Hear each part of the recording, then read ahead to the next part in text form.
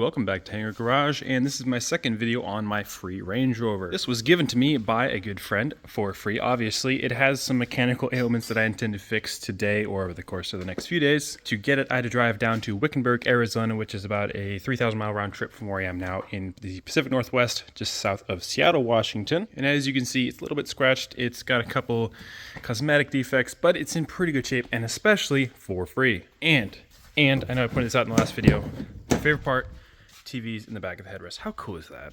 Also, I keep forgetting cool things. It has so many cool things. Check this out. Okay, it's under that thing.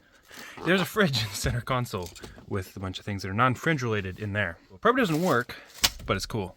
But now to the downsides. It had this transmission fluid leak and the AC compressor seized and all the belts fell off. And if you look very closely at the AC compressor, you'll see it's missing the pulley. It has since had the water pump belt put back on, but there is still belt chunks on all the pulleys that I need to clean off. So this was driven for about 30 seconds with the water pump not turning, so there is a potential of a blown head gasket, but I'm really crossing my fingers. I'm trying to cross my fingers. There we go. That the head gaskets are not blown. But parts have finally showed up for it. I have, first off, a new AC compressor that's really in there. And I got some Amazon AC compressor oil to throw in there as well. And then of course, the AC belt. Next up in these two boxes is a metal transmission pan conversion kit from Atlantic British for the Range Rover Sport, because those actually have a plastic transmission pan, which is strange. But the main benefit of this is the transmission filter is separate from the pan, so it's way easier to remove. And I guess it's actually a Brit part. And this kit comes with a new gasket, new bolts, and a whole lot of ZF transmission fluid. And I almost forgot the most important part. This is the valve body connector for the transmission or something. It's what wiring goes through. There's O-rings and they leak. And I'm pretty sure that's what's leaking because that's what the dealer said. I haven't actually looked underneath there yet, so fingers are once again crossed. It is now time to yank it apart.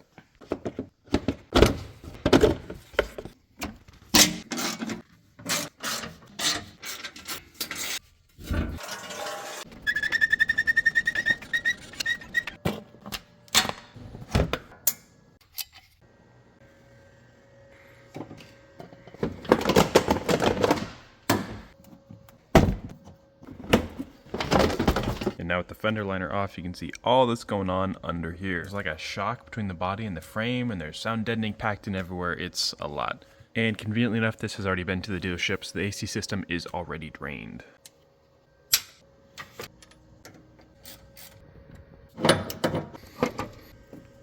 Old AC compressor out, new AC compressor filled with oil, pulleys are all clean and ready to go back together. AC compressor and power steering pump are back in. Now it's time to throw on the belt.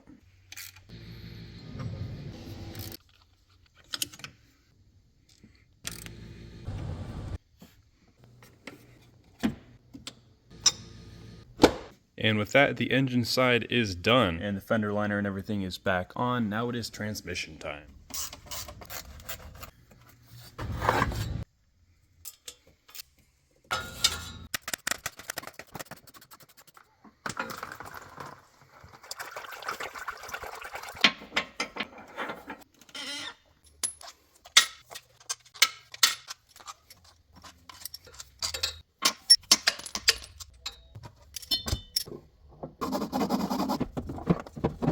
With the transmission pan off, I was able to pull off the seal that goes up in there, and that is this little guy. And this is what the dealer said and what I'm hoping was causing the transmission leak. And here is the new one. It is a bit of a bear to get that up in there and get everything aligned because it's kind of tight up there, but I think it's doable.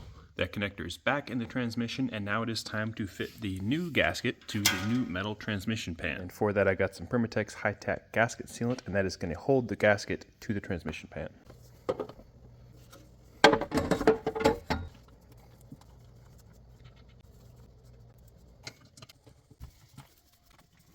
Metal transmission pan fully installed. I've got the bracket for the heat shield on there, but I haven't put the heat shield on there yet because I need it off to access the fill plug. And that is right there, and that's why I fill transmission fluid into the transmission. It's a very inconvenient design because most automatics have a dipstick that goes up the engine bay. You can pour it through that, but Land Rover decided, no, we're just going to do it really annoying so that you have to burn your hands on the catalytic converters when you want to fill it up. That's really convenient. Thanks, Land Rover. Here's the ZF specific trans fluid. This came in the kit from Atlantic British.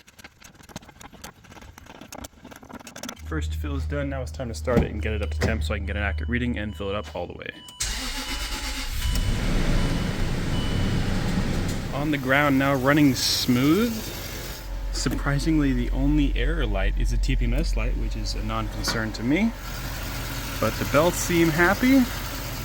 I don't see any fresh leaks on the ground. The air suspension is operating properly. I've got it in its off-road height. Try the gears. Reverse. Okay, definitely low on fluid.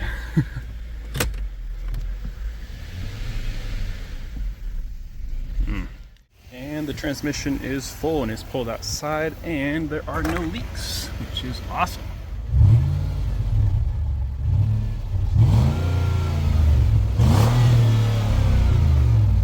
I don't know what the check engine light's on for. I don't know where my scanner is, but I'll check that later. But it's now time for the first test drive. So far it seems happy. The shifts are shifting very smoothly. Second gear, third gear, fourth gear, fifth gear. Oh, okay, I guess it's not ready to shift into fifth.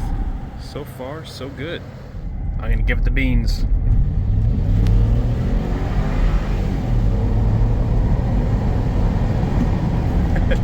Not bad. Well, that's gonna do it this time. This thing runs and drives, which is kind of a surprise to me, to be honest, and out of commission for probably coming up on a year now. But there are still some things I need to address, such as this panel is duct taped on. There's a check engine light. I have already refilled the air conditioning system, and it seems to be holding a charge, which is good. And I think the battery is probably shot. And these headlights are looking crusty. But overall, I'm very happy with the progress.